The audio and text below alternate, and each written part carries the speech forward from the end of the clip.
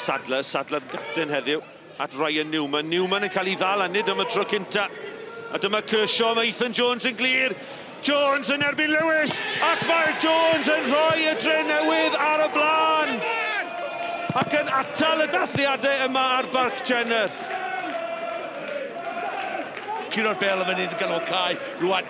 Mae'n 3-2, mae'n rhaid fod ddefnyddio ei ben, mae o'n neud hynny wedyn. Ethan Jones, mae ar yr ongl, do'n isio cymryd cyffyrddiad, mae'r pwysau cywir ar y bel.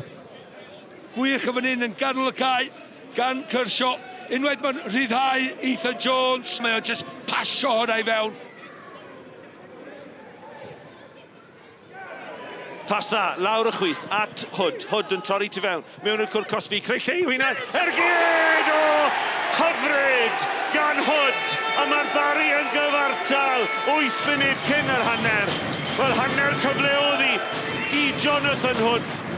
Ond nes i ddeud o, unwaith mae'n dod i fewn ar ei droed de, mae o'n edrych yn berig, a maen nhw wedi cael rhybydd mwyn ag unwaith gyda fo fel crosiadau, ond tro yma, mae'n cymryd y cyfrifoldeb.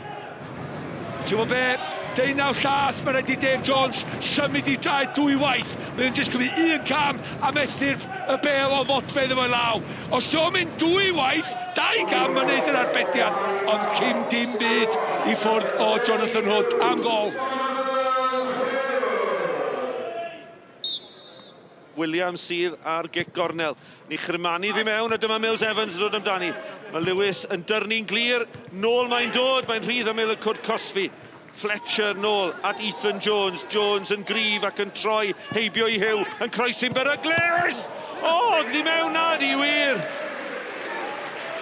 Wel, efe Mills Evans gafodd y cyffyrddiad ola'n ar ergyd am gol, dwi ddim yn siŵr, ond mae'n nwylo diogel Mike Lewis. O, net, mae hi, y cyfla, mae hi. A mae'n just tynnu'r canol y gol. Gol gynnar gan Ethan Jones oedd yn gwahanu'r tîmoedd. Ond yna y Barri yn dod yn gyfartal ergyd Hood, ond dyma Fletcher yn mynd cwc Cosby! Bel y gwyro taro'r bar! Wel, yr ergyd gan Bamford, fi'n siŵr i bod hi wedi gwyro. Nath Mike Lewis dim ond edrych arno ddi ac yna'n taro'r bar. Os am cwestiwn mae'n awiriad, sydd â pan mae Mike Lewis yn sefyll yn stond fatha, fod o sment da ni draed o. Mae'n ti'n lwcus dion. Chwiban ola, Kevin Parry o'r prynhawn. Cefnogwyr y Barri yn dathlu oherwydd maen nhw'n mynd i orffen yn seithfed. Bydd Gavin Chesterfield wrth i fod. Maen nhw yn cyrraedd y gemau ail gyfle.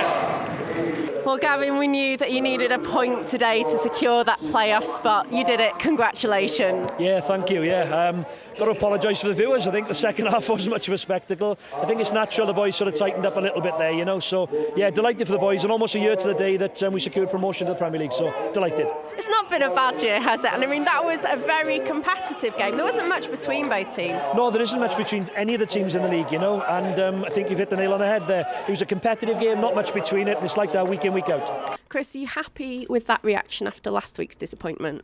Yeah, happy with the way we played. I think, you know, we probably feel aggrieved not to have taken the 3 points. I think we're disappointed with the goal, but, you know, we created some good chances in the first and second half. We've hit the crossbar. I think a really good chance from 6 yards out that we've got to score. You know, when you come to the you know, the best side in the bottom 6 and play like we've done, and you know, we count ourselves a little bit unlucky. But, you know, pleased with the players' attitude, because, you know, it would have been easy for them after last week to come down here and not give me everything, but they did, and they always do all the time.